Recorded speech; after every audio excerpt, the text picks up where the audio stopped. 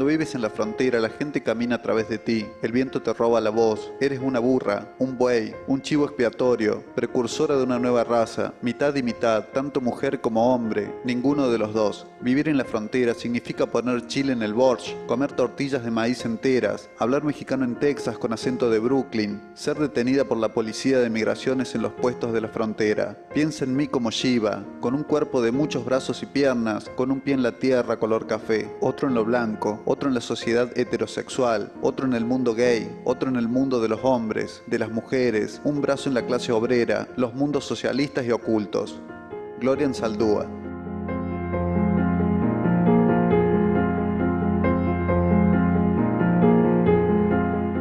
Feminismos latinoamericanos, recorridos, acciones, epistemologías, narrado y leído por sus autoras. Compromiso político y acciones académicas, pistas para embarcar en investigaciones feministas. Autora Jimena de Garay Hernández, psicóloga social, actualmente investigadora en psicología social en Brasil. Justamente lo que propongo es una serie de pistas para pensar otras formas de hacer investigación. Porque tradicionalmente la ciencia, a pesar de que decía que era neutra y objetiva, la verdad es que tenía un compromiso con la desigualdad de género, porque acababa privilegiando a ciertos grupos de sujetos que eran de hecho los productores de conocimiento, que eran hombres blancos del norte global, heterosexuales, burgueses. Entonces yo propongo, claro, no es una propuesta solo mía, sino pienso con una serie de autoras y de autores, cuáles serían las pistas feministas para pensar otra forma de hacer investigación. La primera pista sería justamente asumir que tenemos un compromiso político. Entonces tenemos un compromiso con la igualdad de género, con las pautas feministas, y a pesar de que vamos a tener todo el cuidado y el rigor académico, nuestro objetivo justamente es contribuir con esa lucha. Esa sería la primera pista.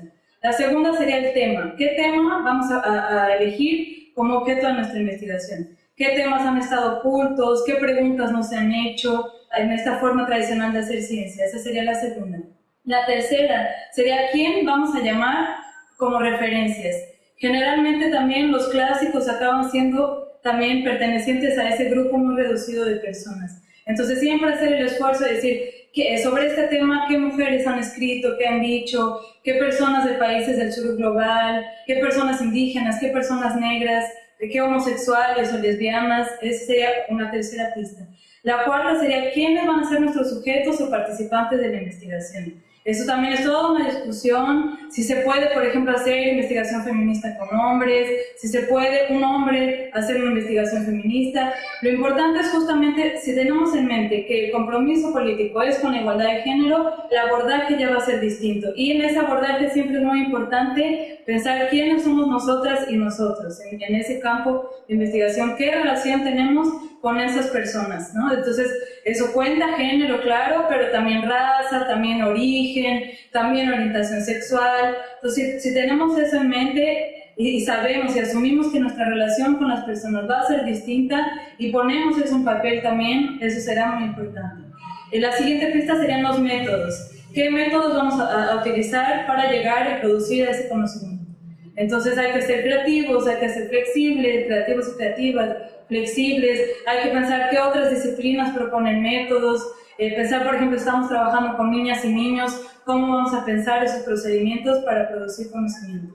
La siguiente pista sería la ética, no cómo estamos nosotros y nosotras teniendo un impacto en ese campo y con esas participantes y esos participantes. Entonces eso va mucho más allá de pensar documentos que garanticen sigilo o anonimato, también pensar cómo cuando nos vamos, cómo estamos dejando ese campo, cómo nuestra relación va a producir ciertos impactos. Entonces, tener esa cuestión ética siempre en mente. Y la última sería cómo que esos resultados después van a regresar a ese campo. Porque una crítica que se ha hecho mucho y que muchos movimientos sociales han pensado, incluyendo los feminismos, es que muchas veces la academia llega al campo, toma los resultados y nunca regresa. Entonces aquí es importante cómo le vamos a devolver esos resultados a esas personas. Si estamos produciendo parte de nuestros textos académicos materiales para los movimientos sociales o para los gobiernos, para pensar otro tipo de políticas públicas. Entonces siempre pensar otros lenguajes, otra forma de devolver esos conocimientos. Y la última sería siempre tener la autocrítica en mente, ¿no? Siempre pensar de qué forma estamos impactando, siempre pensar qué nos falta o qué podríamos mejorar. Y para eso es importantísimo tener un diálogo tanto con nuestro equipo de investigación como con los movimientos sociales, con otras personas dentro de la academia y con las propias personas con las que estamos investigando. Y sobre todo eso, buscar formas de emancipación para las mujeres y de igualdad de género. Cruces entre estética decolonial y crítica de arte feminista, en busca de claves de lectura y un hacer reflexivo. Autora Sofía Gabriela Menoyo. Licenciada en Escultura, hace doctorado en Antropología y es becaria CECIT del doctorado. Integra el equipo de investigaciones del área de feminismos, género y sexualidades del Centro de Investigaciones de la Facultad de Filosofía y Humanidades de Córdoba. En el ensayo me propongo retomar los desafíos del giro decolonial, pensando los cruces entre estética decolonial y la crítica de arte feminista, entendiendo que tales intersecciones se encuentran y allí podemos pensar las claves para las lecturas críticas de lo que es la teoría del arte y la práctica artística. Una intensa necesidad de reflexionar sobre esa matriz colonial que construye las ficciones de modernidad eurocentrada sobre las que se erige la tradición artística y la cultura hegemónica.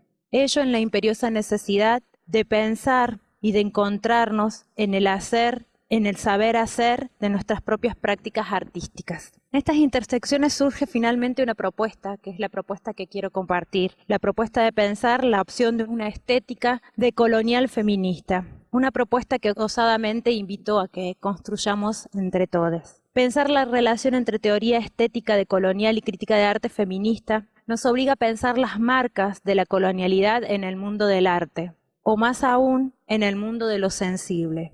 Y aquí está la clave, porque nos obliga a pensar cuánto hay de la matriz del poder colonial en la sensibilidad humana, o en eso que nos han dicho que es la sensibilidad humana. Porque si el arte y la sensibilidad, lo bello y lo sublime, ha sido una mirada siempre eurocentrada, masculina, heterosexual, desde un varón de clase media burgués, entonces todo aquello que no responde a esa norma, de alguna forma, queda por fuera de la sensibilidad, del mundo de lo sensible. Aunque formada en la Academia de Arte, siempre fue para mí ese lugar un lugar de incomodidad. Creo que fue a partir de esa incomodidad en la que me propuse pensar, o a partir de esa incomodidad en la que pude reflexionar cuáles eran las cuestiones o las cosas que me hacían sentir incómodas. La incomodidad siempre produce una búsqueda que es a la vez un desplazamiento. Es parte de lo que ha sido mi recorrido, es parte de lo que me llevó al feminismo y es parte de lo que me llevó a la teoría decolonial.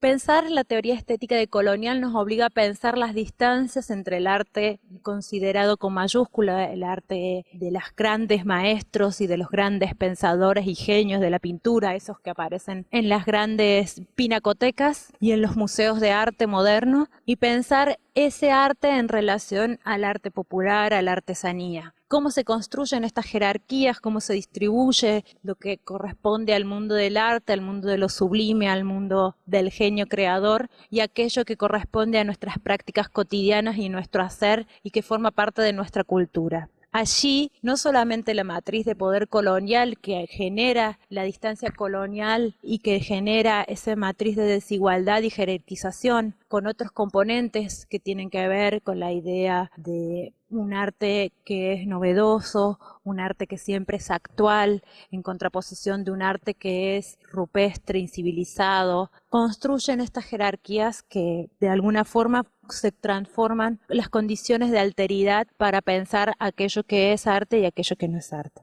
En este sentido, la búsqueda de decir la experiencia diferente, esa que difiere del sujeto hegemónico, masculino, heterosexual, blanco, burgués, católico y europeo, la necesidad de sentirse y sentirme, incluida en el enunciado, y la legitimidad de narrar la propia experiencia de mundo, de estar en el mundo, y la propia visión de mundo, es lo que aprendí del feminismo y es lo que aprendí de la experiencia colonial. Y para nombrarnos y narrar la propia visión de mundo, necesitamos reconocernos en nuestra historia y reconstruir nuestras propias genealogías. La teoría decolonial nos invita a eso, a reconstruir nuestras propias genealogías, y entonces ello nos implica reconocernos en una historia de resistencia al genocidio indígena, a la esclavitud, a la violencia de la colonización, a la negación de nuestra cultura, a la inferiorización de nuestras capacidades, de nuestros conocimientos, al mestizaje forzado, a la radicalización y a la objetualización de nuestros cuerpos. Reflexionar sobre la colonialidad en el arte y pensar la estética decolonial nos implica pensar esa alteridad que se construyó a partir de la colonialización. Entonces, al igual que el feminismo, el proyecto decolonial se construye desde la exterioridad relativa que provoca la condición de ser las cosificadas y las clasificadas, las expulsadas de la historia, las consideradas por pura naturaleza, antes que humanas, juzgadas, incompetentes para gozar de lo bello o temblar ante lo sublime. Desde esa exterioridad producida por la subalternidad, la racionalidad, la racialidad y la esclavitud, la construcción de género, desde esa exterioridad, pensar la subversión y el cuestionamiento a la norma. El proyecto de estética decolonial feminista retoma las propuestas de colonial de liberarse de la estética que reduce su concepción de arte al arte occidental, a sus estatutos que le dan legitimidad y a su ontología que la origina. A ese modelo de arte de grandes maestros, bajo la racionalidad de la modernidad, bajo la modalidad de obra de arte producidas por sujeto moderno masculino, capaz de poseer el don de la creatividad, avalada por la enorme maquinaria teórica y el discurso institucional, esa concepción de estética es la que caracterizamos como moderna, colonial y occidental. Esa que, como plantea Gómez, al apropiarse del concepto de arte, de la producción artística, la comunidad de productores y el público de arte, la estética moderna colonizó la aestesis, es decir, el mundo de lo sensible. La propuesta de liberarnos, liberar esa aestesis de su colonialidad, implicaría un campo de acción fuera y dentro del mundo del arte, que se proponga, como dice la crítica de arte feminista, no extender el estatuto de arte, sino de desmontar las categorías de valoración, los sistemas de clasificación y sus ontologías, para que a la vez revele los prejuicios y las insuficiencias, reformule las cuestiones que hagan posible un mundo donde quepan muchos mundos, que haga posible la experiencia y la convivencia de todos esos otros mundos que existen y cohabitan hoy. Epistemologías vivas, poner el cuerpo frente al despojo racional del mandato heteropatriarcal. Autora María Laura Sarmiento, doctora en arquitectura e investigadora del CONICET, Consejo Nacional de Investigaciones Científicas y Técnicas. Yo les voy a contar una historia personal de cómo llegué hasta acá. Hasta acá significa, estar transitando la epistemología feminista, y un poco el recorrido ha sido un camino. Este camino lo divido en 3 partes, en 3 momentos, como la vida misma, que implica una gestación, un nacimiento y un posparto que nos toma la vida entera. Entonces, les voy a relatar un poquito, muy breve, cómo ha sido el camino recorrido. Gestación, epistemologías vivas. Cada uno se completa en sus saberes teóricos y prácticos a partir de las trayectorias singulares de cada uno y una. Con los vínculos, los paisajes, nos arraigamos a nuestros paisajes, a nuestra gente, a todos esos detalles mínimos que parecen superficiales y que nos llenan la vida de significados y que influyen profundamente en nuestras decisiones. Acerca del conocer. ¿Para qué? ¿Para quién? ¿Con cuáles cuidados? Esta realidad compartida, cuando nos acercamos a los territorios, los conocemos, nos enamoramos, empezamos a transitarlos, nos abre la sensibilidad a esos paisajes, a esos territorios, que esa sensibilidad nos hace brotar preguntas necesarias. Nuevamente, ¿para qué? ¿Para quién? ¿Con cuáles cuidados? Son preguntas que están en consonancia con las gentes, con los territorios. No son preguntas que son traídas del más allá o con mandatos ajenos, sino que nacen de los mismos lugares donde nuestros pies apoyan, caminan, son afectados. En este camino, la propuesta es descolonizar nuestra sensibilidad, con una sensibilidad abierta, empática, es decir, retomar de nuevo nuestra conciencia histórica que viene aferrada en nuestro cuerpo, situarnos, integrarnos, saber dónde estamos, con quién estamos, quiénes son. Entonces, de esta manera vamos construyendo una pedagogía del sentir, que va construyendo a su vez un vínculo estético. la importancia de las tramas, los cuerpos, esta sensibilidad política. El mandato heteropatriarcal lo que hace es enajenarnos de esto. Y entonces con una abstracción, una razón venida de vaya a saber dónde, nos quiere convencer de cosas que nosotros no elegimos. Esta sensibilidad descolonizada nos arraiga a un lugar, a varios lugares, a gente, a paisajes, que no son cualquiera, son esa gente, ese paisaje. Y es importante conocer dónde estamos, con qué saberes articulamos, qué conocimiento vamos a construir, a crear, a co-crear con esos paisajes, esos territorios, esa gente. Otra herramienta en este tránsito, en este recorrido, ha sido transmutar las broncas y desarmar la comodidad. Siguiendo la lógica de este mandato heteropatriarcal, encaminar las que nos hace enojar cuando una se saca las lentes y empieza a sentir, empieza el cuerpo a vibrar con esos territorios, ya no es todo lo mismo. Entonces, tenemos broncas, tenemos rabia, y entonces, ¿qué hacemos con eso? La propuesta es justamente dirigir esa rabia y esa bronca hacia algo creativo, hacia algo transformador, hacia propuestas, hacia justamente que nuestra creatividad sea la que luche la batalla. Esa es nuestra herramienta. A su vez, la vivencia. ¿Qué rol ocupa la vivencia? ¿Para qué nos sirve? Bien, la vivencia nos da la herramienta y la posibilidad de un aprendizaje afectado. Con cada idea, cada momento, cada tiempo, nos propone condiciones, límites, que son lo que son. Son materiales y están ahí. Entonces, lejos de tomarlos como algo peyorativo, algo que no nos va a gustar, incorporarlo y pensar o incluir esa información a nuestro aprendizaje. Los condicionantes, los límites, hacen que podamos ser realistas y eso juega a nuestro favor. Por otra parte, tener en claro nuestro horizonte ético y político. ¿De qué se trata esto?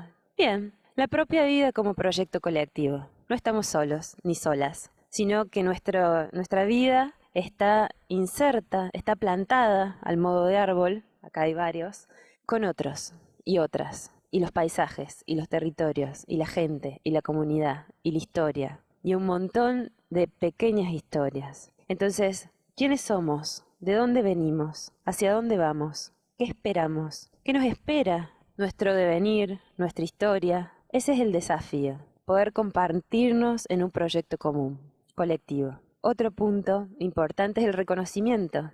¿Por qué es importante el reconocimiento? Porque se trata de la dignidad. Es un punto que es relacional. Nos abre a los otros y otras. Nos abre a poder escuchar la diferencia, poder ver. Nos abre a la mirada consciente de percibir y sabernos percibidas y percibidos. Otro punto que es el más taquillero, quizás más conocido, es la coherencia, que implica que lo personal es político.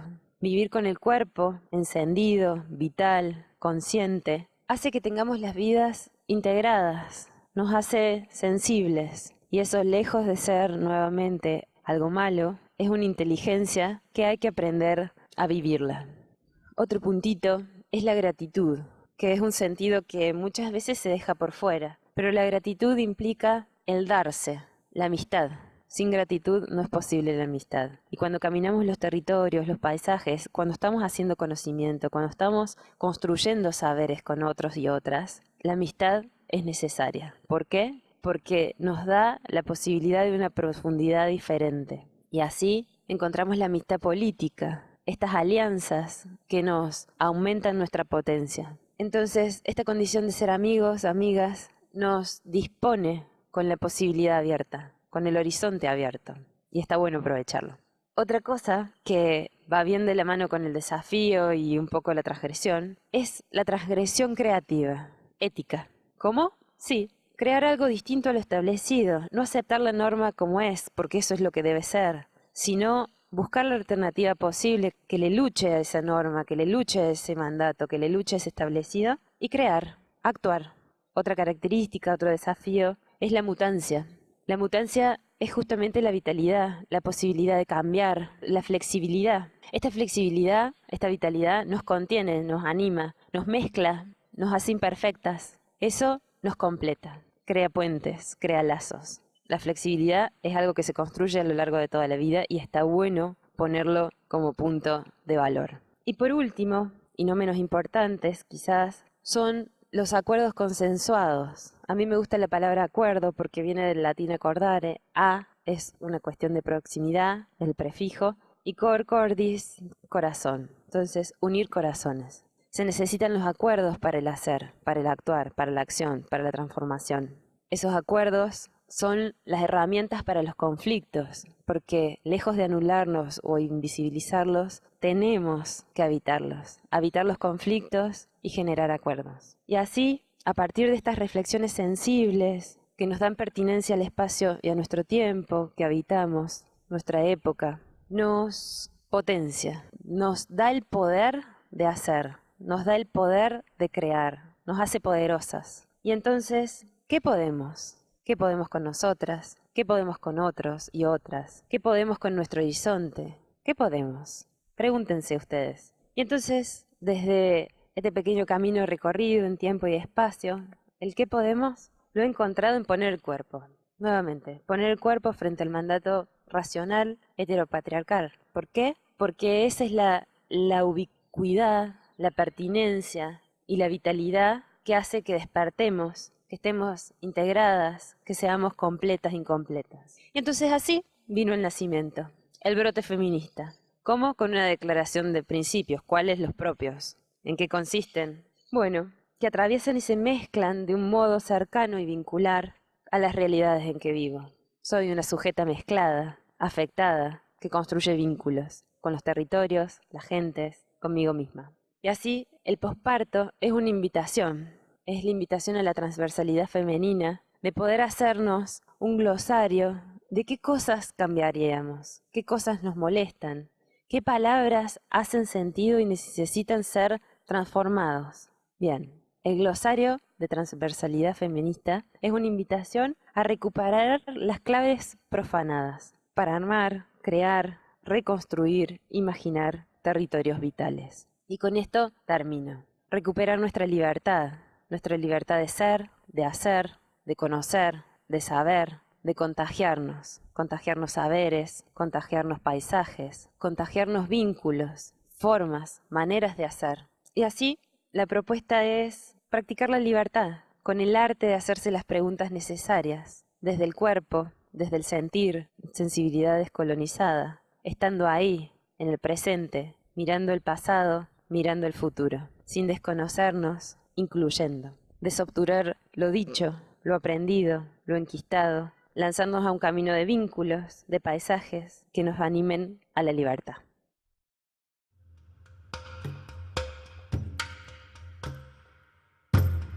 El reloj capitalista atenta contra la vida, mujeres, cuidados y usos del tiempo.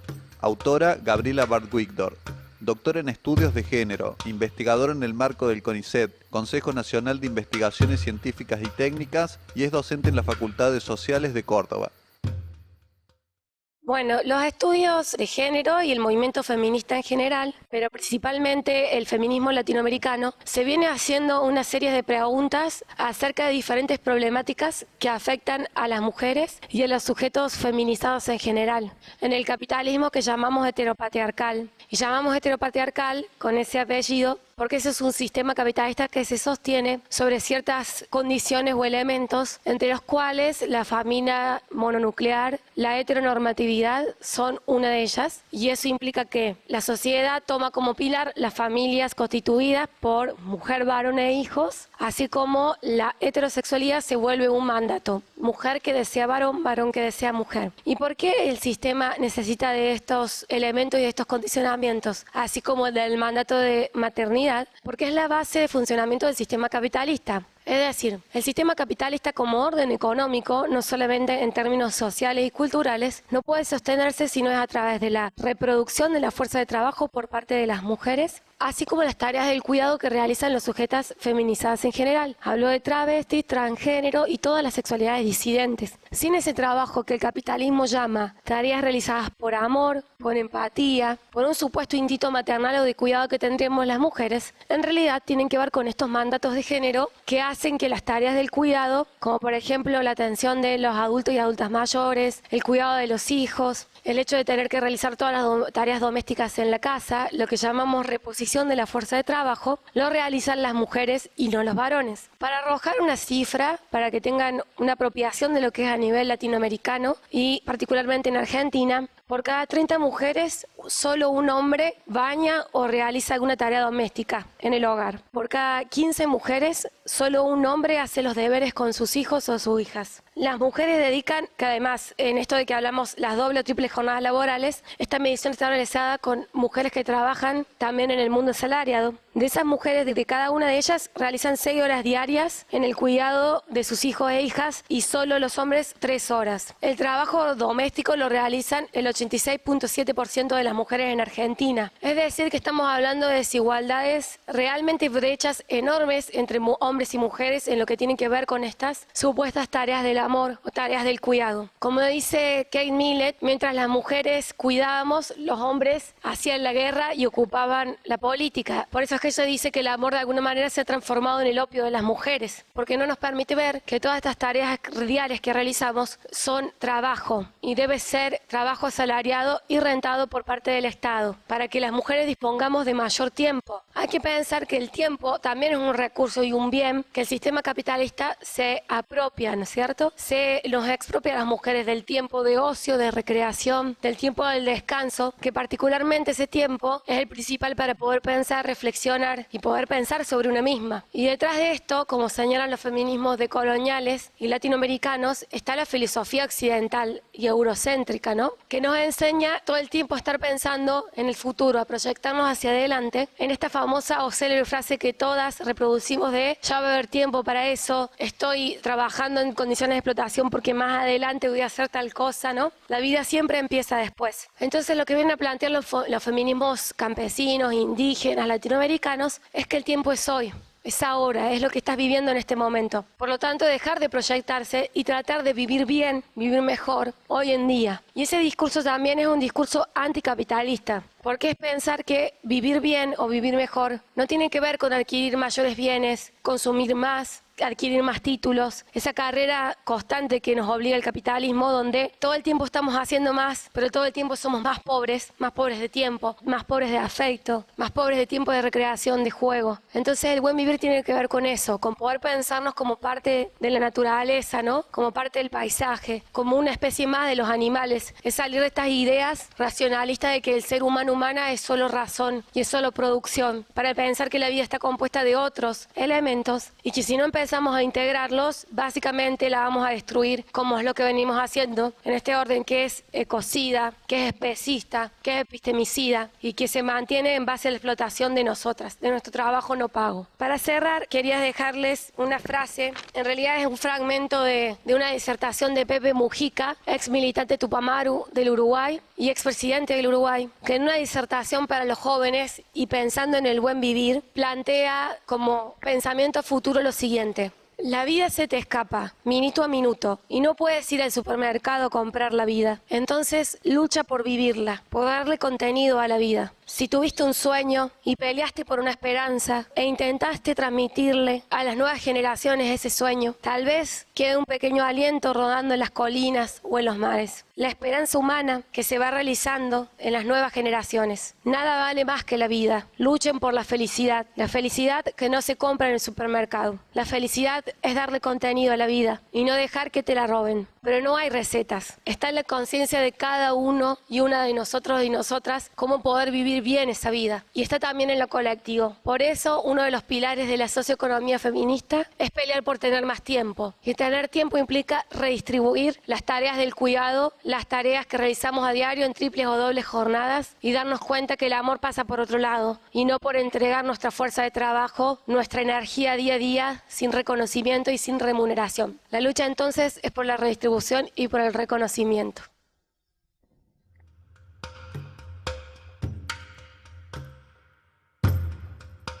Estadísticas de género en México. Evolución en la producción de información, 2007-2017. Autora Geli Edith Camacho Becerra. Economista y trabaja en estadísticas de género en México y está haciendo maestría en metodología de la ciencia. Las estadísticas de género son aquellas que van a dar cuenta de una visión del mundo que no se había considerado y tiene que ver con la posición y la condición de las mujeres y niñas. Estos nuevos enfoques tienen fechas recientes de incorporación en los ámbitos académicos e internacionales, y digo pocos por nombrar aproximadamente 20 años.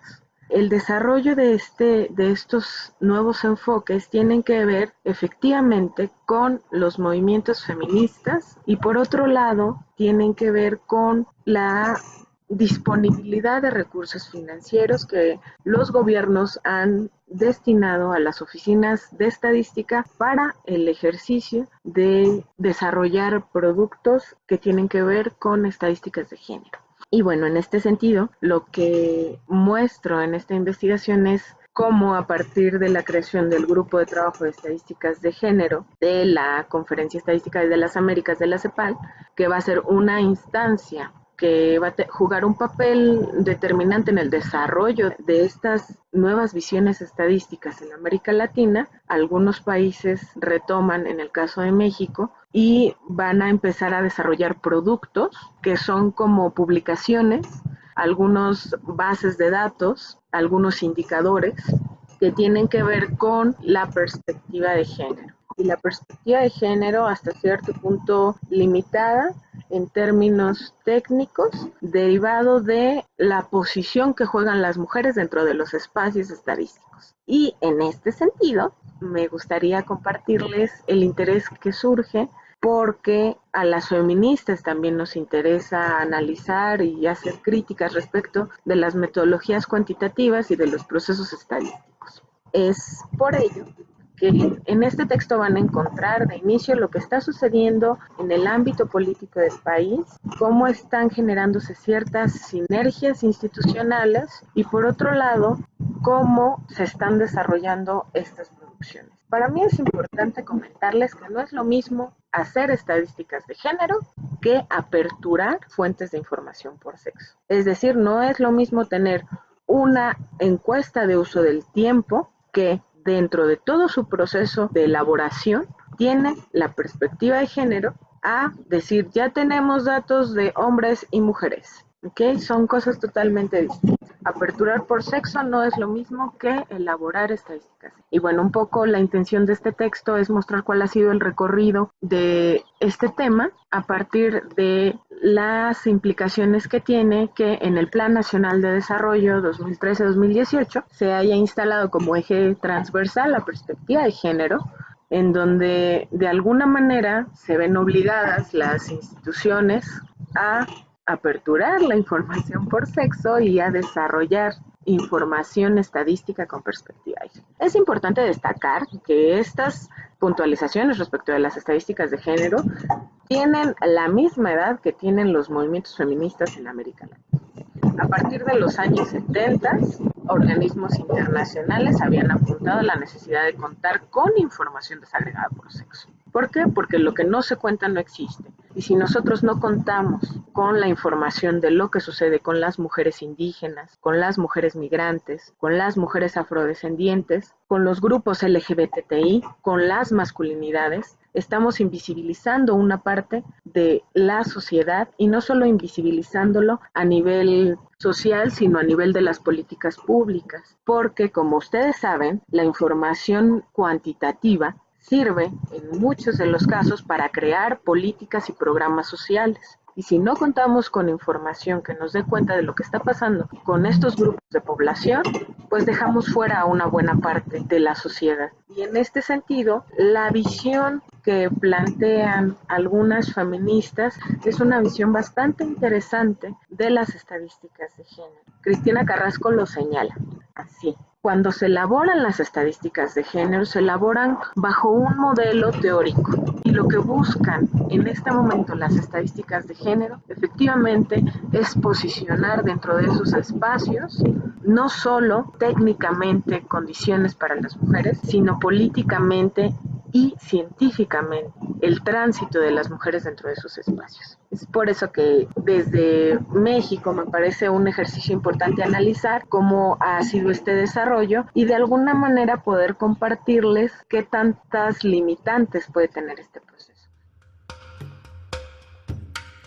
Los sentidos de lo biológico y lo natural, las experiencias de mujeres con técnicas de reproducción asistida desde una mirada interseccional. Autora María Cecilia Johnson. Doctoranda en Estudios de Género y becaria doctoral del CONICET, Consejo Nacional de Investigaciones Científicas y Técnicas. Para identificarnos como parte de un grupo social, para establecer distancias y fronteras con quienes reconocemos como distintos y distintas a nosotros, la raza es una dimensión que no podemos obviar.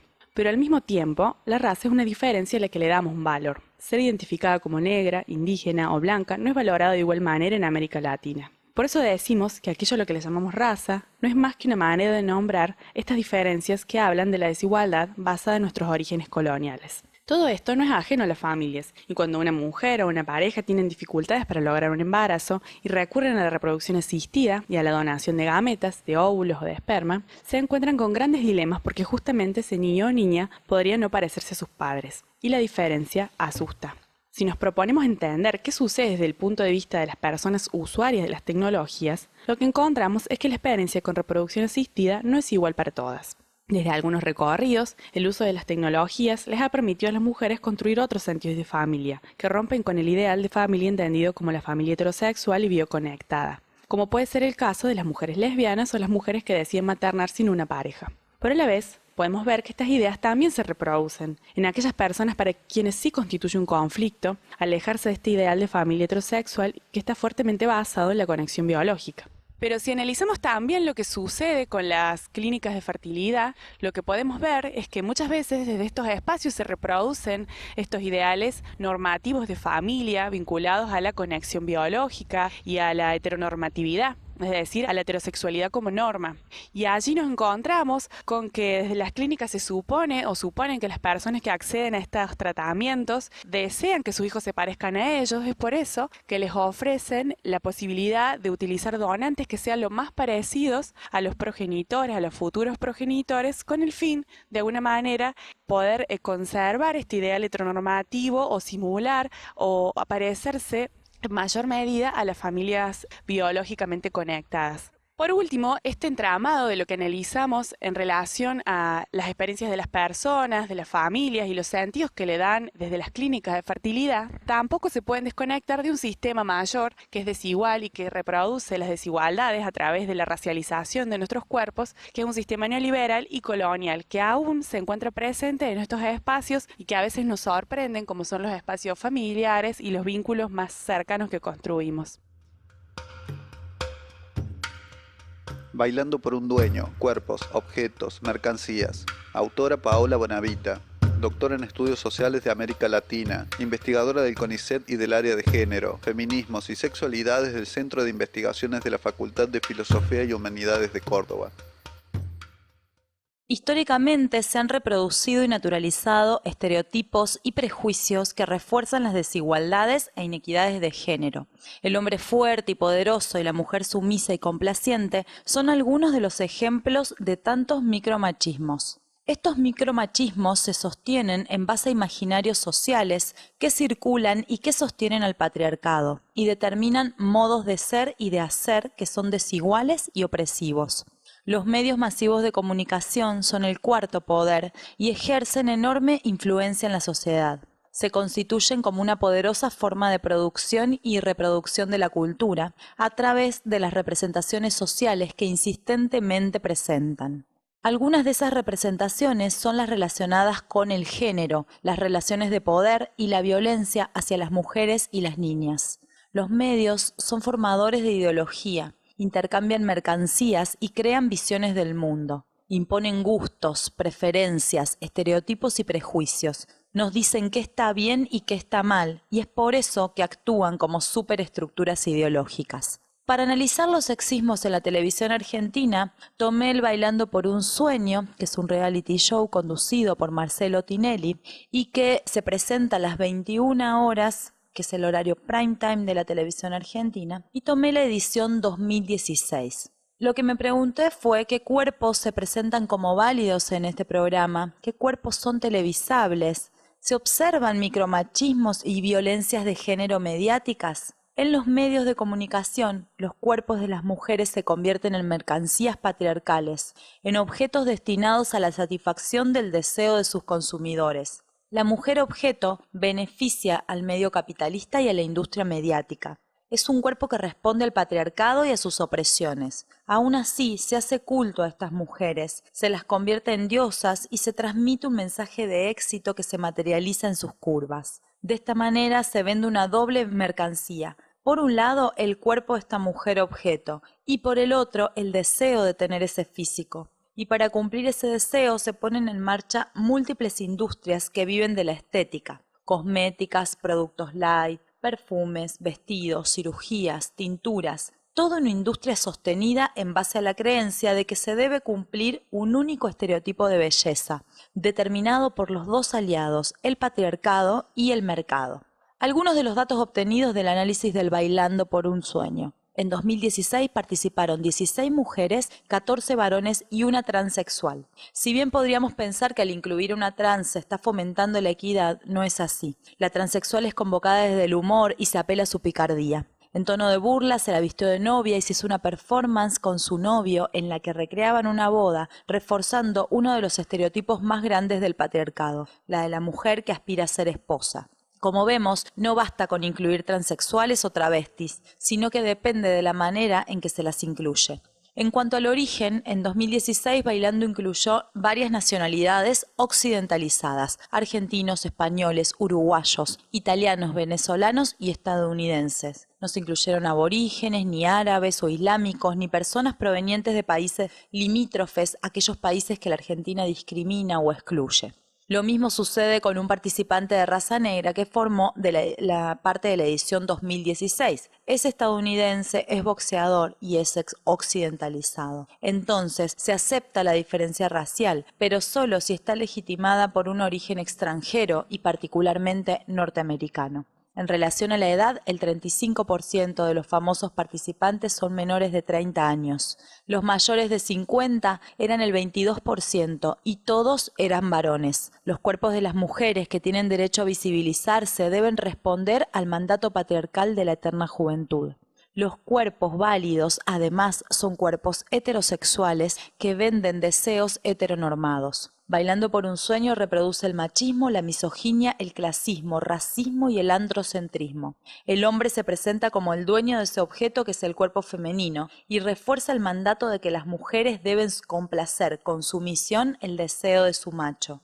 Perversamente sostiene que el éxito se halla en el consumo y que el consumo se dirige al cuerpo y se materializa en esos cuerpos intervenidos. Bailando por un Sueño fomenta el occidentalismo como ideal de belleza y anula cualquier diferencia posible bajo la máscara de incluirlas. Participa personas trans, pero las incita a cumplir con los mandatos patriarcales. Incluye negros, pero solo si son estadounidenses, como símbolo del imperialismo y del capitalismo occidental. Por supuesto que ninguno de ellos llega a la final. Tienen derecho a participar, pero no a ganar el certamen. Los medios, con su amplio poder, deberían fomentar una sociedad igualitaria, sin violencias ni machismos. Pero con este tipo de espectáculos no hacen más que contribuir a la reproducción del patriarcado en la sociedad capitalista, al consumismo y a las violencias de género contra mujeres y niñas. Industria del sexo, introducción al debate. Autora Gabriela Artazo. Estudiante de doctorado en Ciencias Políticas, becaria del CONICET y docente en las Facultades Sociales de Córdoba.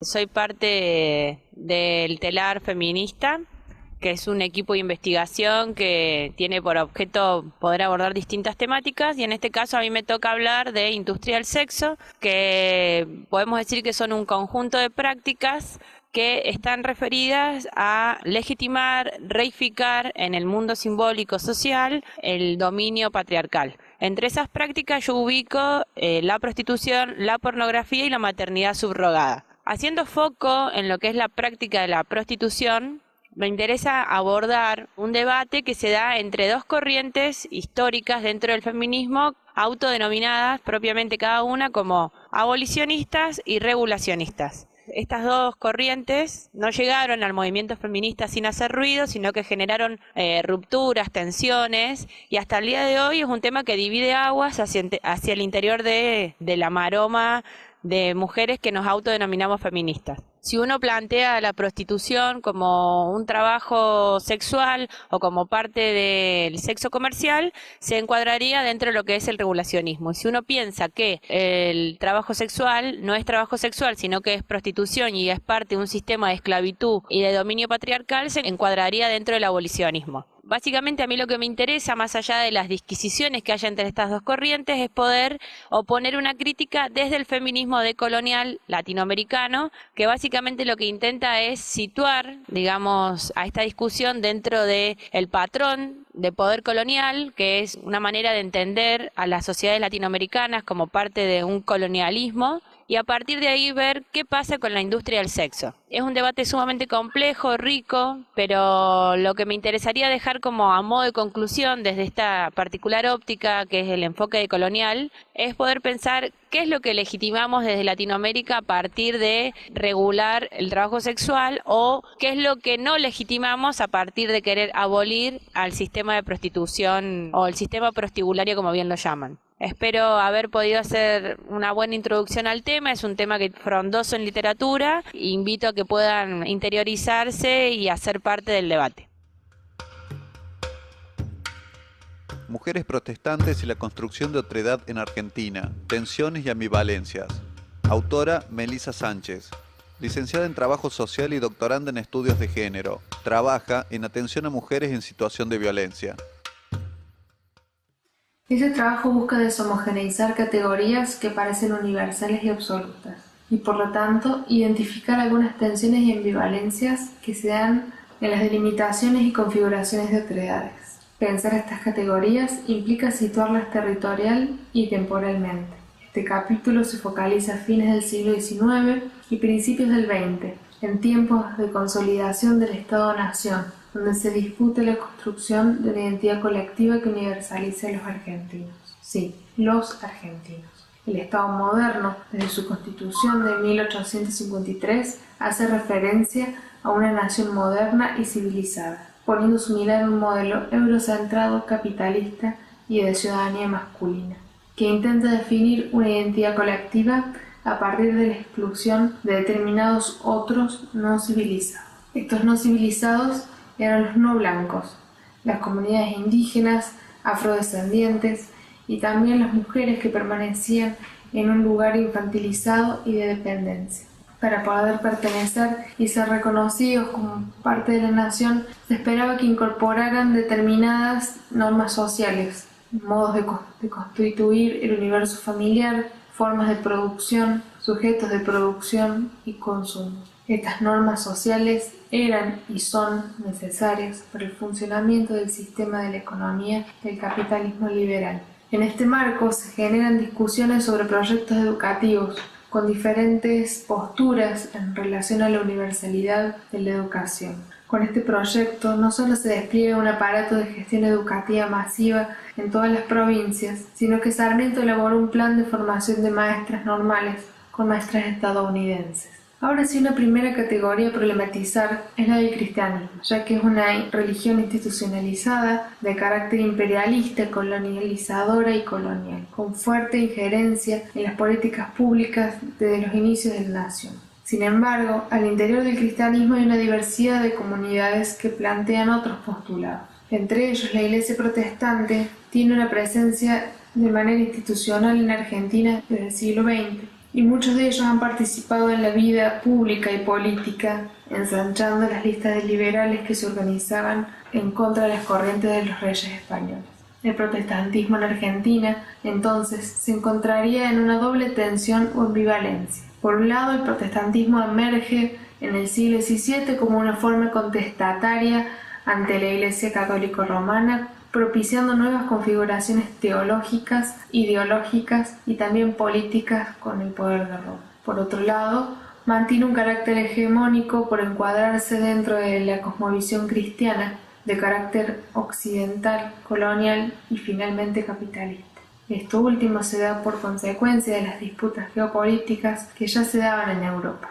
¿Y por qué hablamos de los protestantes? Porque entre 1869 y 1890 llegaron desde Estados Unidos 65 docentes. 61 de ellas eran mujeres. Vinieron para formar parte del proyecto de formación docente de las escuelas normales. Las hijas de Sarmiento, como eran llamadas, eran protestantes y algunas de ellas también eran activistas del sufragio femenino en su país de origen. Ellas formaron parte de un entramado de tensiones en el que, por su lugar de extranjeras, de mujeres formadas y blancas, se ubicaban en una posición privilegiada en relación con las maestras locales. Estas mujeres plantearon otra tensión. Por un lado, por su posición, tuvieron un lugar central en la difusión de los principios de la civilización capitalista y cristiana.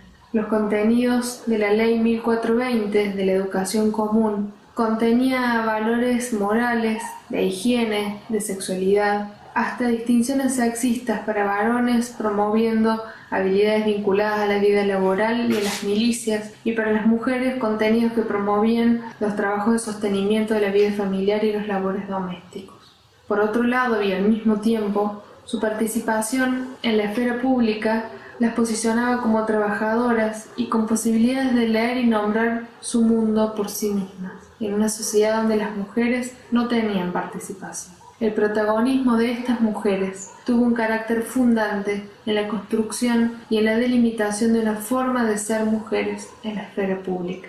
De este modo, la invitación es a continuar deshomogeneizando y animarse a identificar cuáles son las tensiones y ambivalencias que nos constituyen en los y las otras que hoy somos.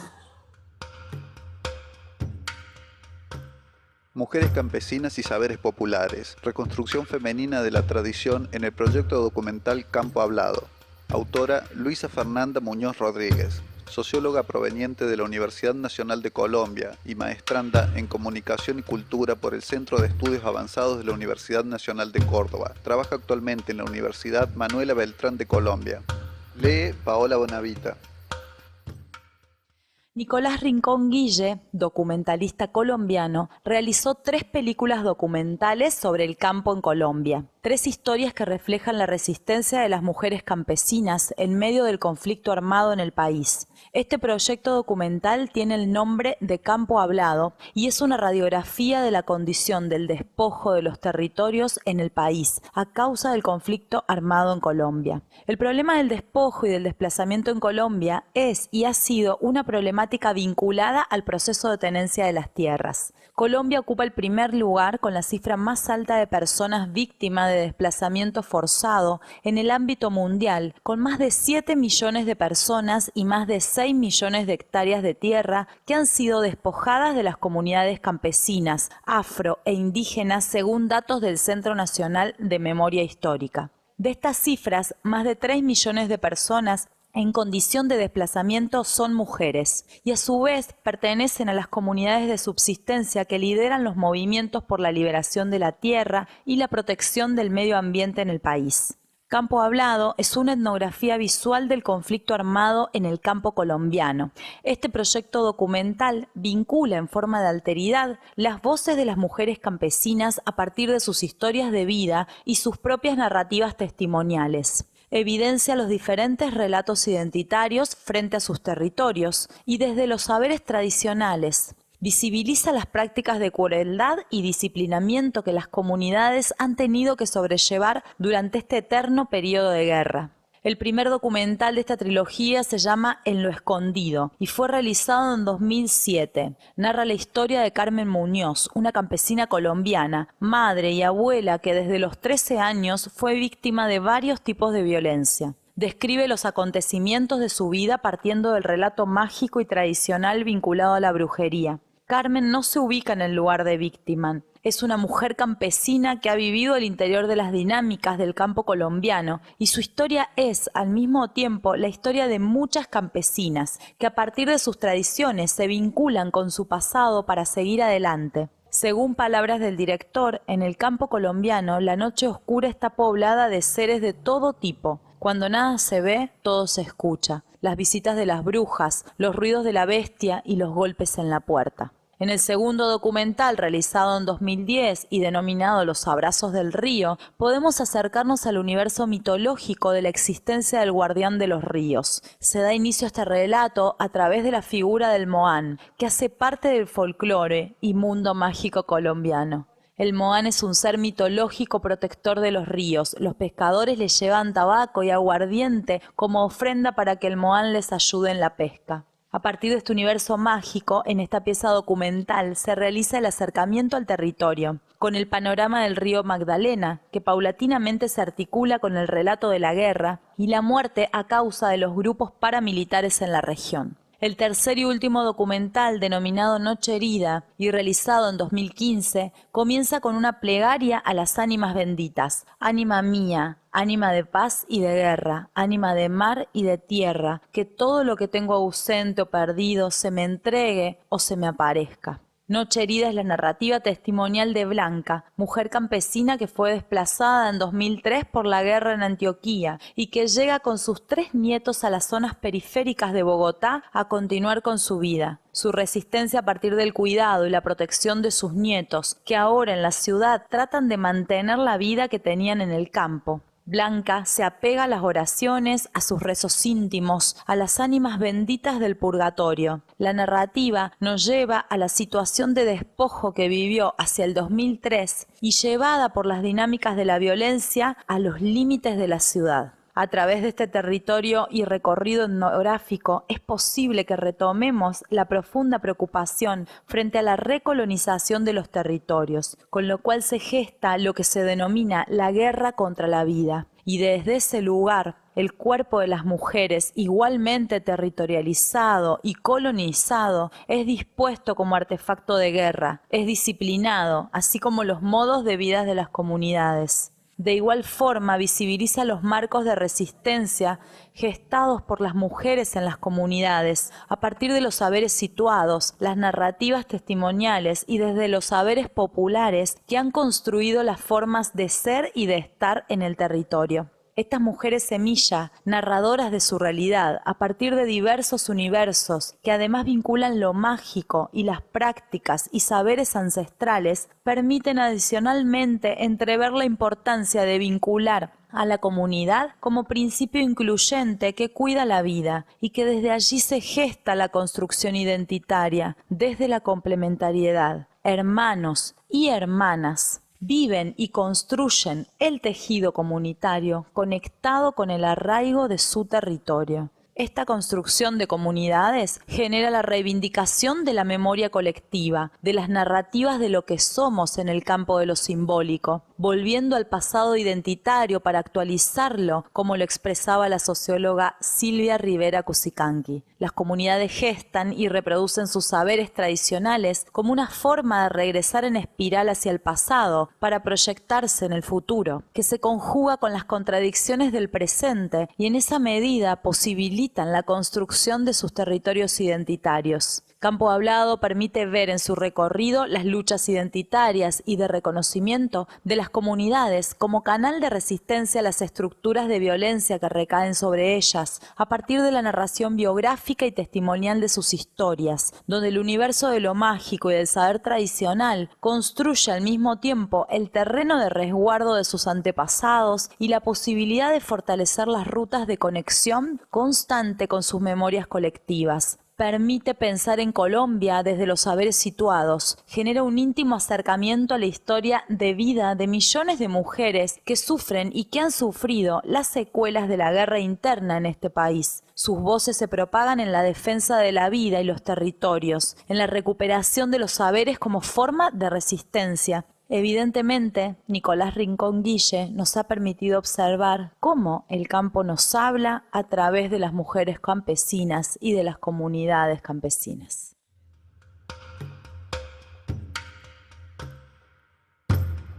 La maternidad como categoría de análisis en el juzgamiento de mujeres en casos de infanticidio.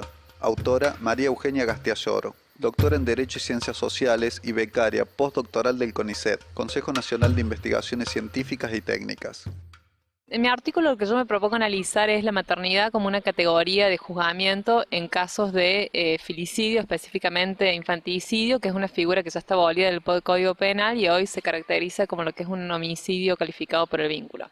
Sobre todo, digamos, lo que hago es partir de una categoría central, que es esta, la maternidad, y cómo funciona la maternidad en el orden patriarcal, en este sentido, cómo está ligada a la cuestión de percibirla como una cuestión que es individual, que es innata, que es biológica, donde las mujeres tienen como destino natural la maternidad y en este sentido tienen un instinto para cuidar. Entonces, ¿qué pasa cuando esta norma es violada por las mujeres? Es decir, ¿qué pasa específicamente en estos casos? Cómo en estos casos esta naturalidad no va a ser puesta de manifiesto porque son mujeres que van en contra de esta norma al claramente ser imputadas por la violencia contra sus hijos en el orden de matar a su hijo recién nacido. A partir de esto lo que hice fue analizar una serie de sentencias que tomé, que fueron emitidas en la provincia de Córdoba a lo largo de 10 años. Y esto se inscribe un poco, lo podemos pensar, a nivel nacional. Uno de los casos importantes fue el caso de Romina Tejerín en el año 2005, donde ella iba a ser enjuiciada y condenada a 14 años de prisión. Y claramente en este caso el movimiento de mujeres va a tomar partido por ella porque surge la cuestión del abuso sexual que ella había sufrido y que se revela a través de este hecho cuando ella dice que al matar a ese bebé ella ve la cara del violador cuando él nace.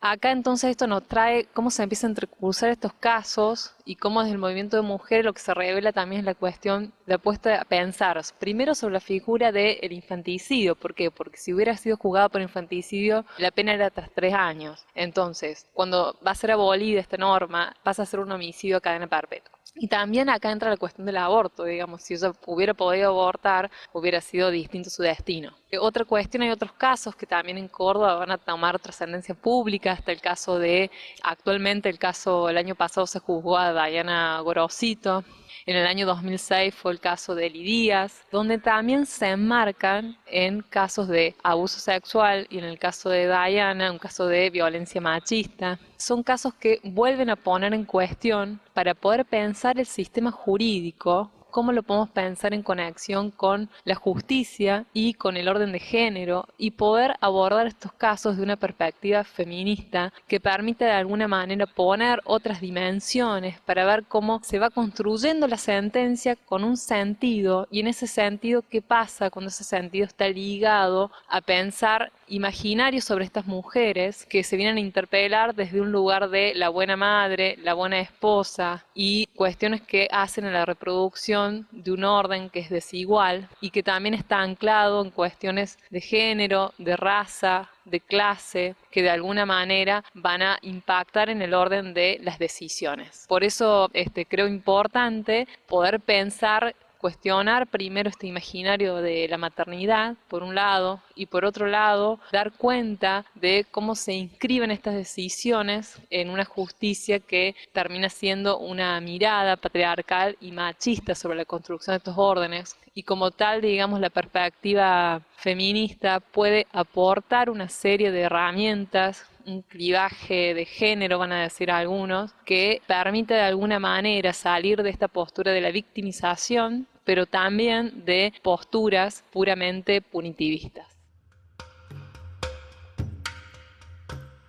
Práctica política, militancias y éticas feministas, reconstrucción de experiencias de organización feministas en el interior de Córdoba, Oncativo, Oliva. Autora Melina Andrea De Angeli.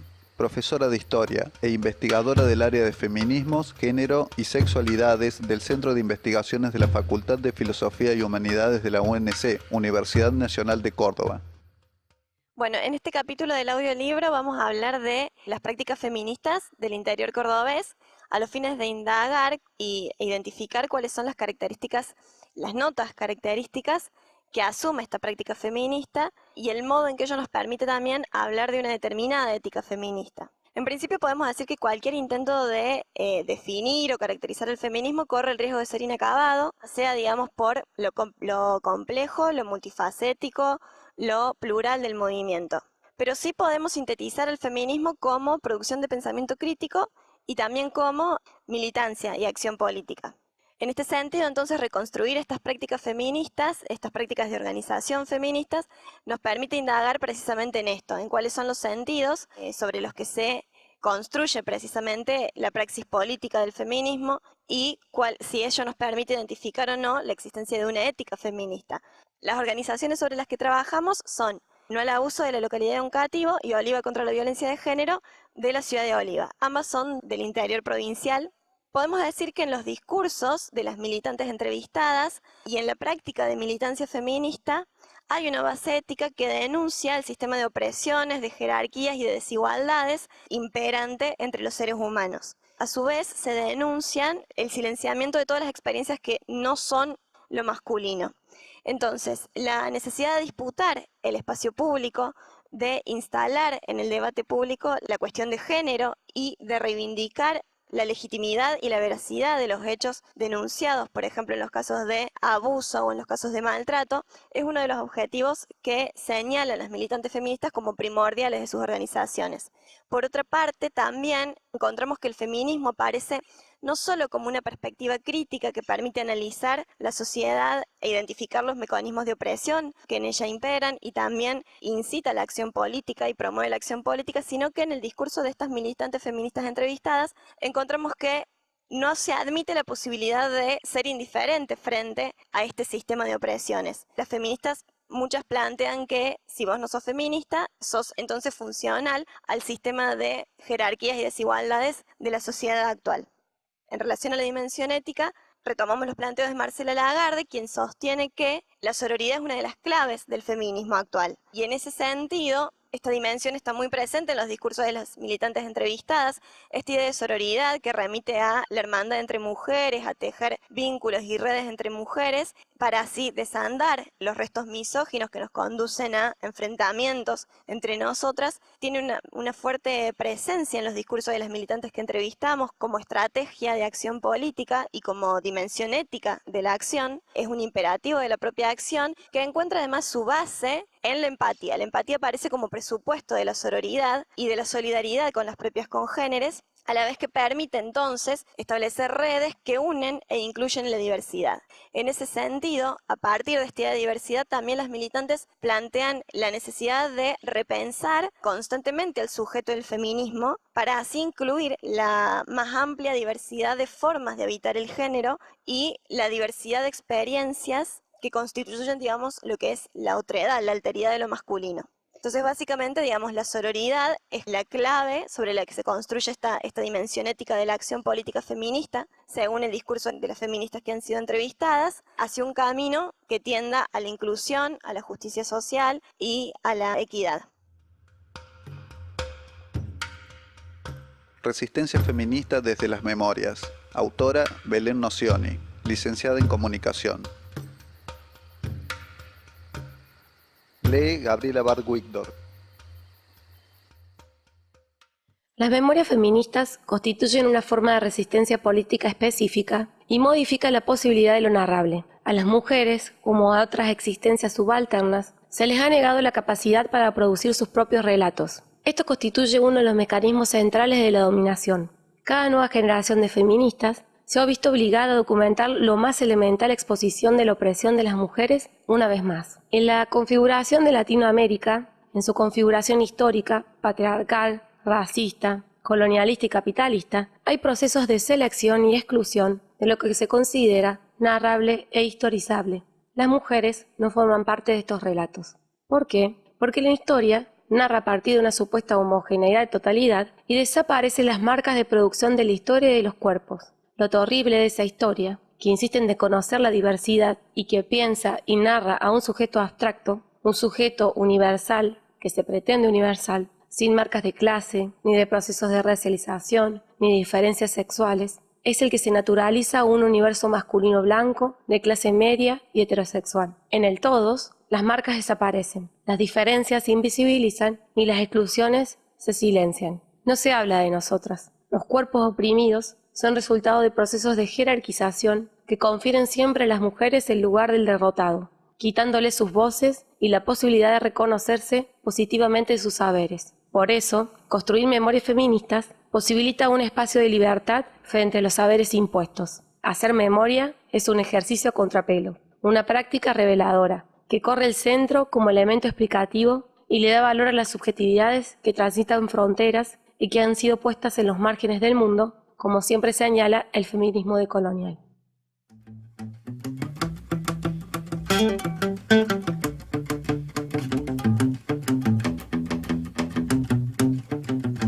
Creo en lo imposible, que la locura más cuerda es buscar cómo ser libre. Creo en lo imposible, que de nuestras espaldas brotarán las alas que nos harán volar invencible. Creo en lo imposible, que el símbolo silenciará el efecto de sus misiles. Creo en lo imposible, creo que es posible hacer de este mundo un mundo sensible. Creo en nuestros sueños como a punta de lanza, el arma perfecta para nivelar la balanza. Creo en las acciones cotidianas que te llenan de vida, te llenan de esperanza.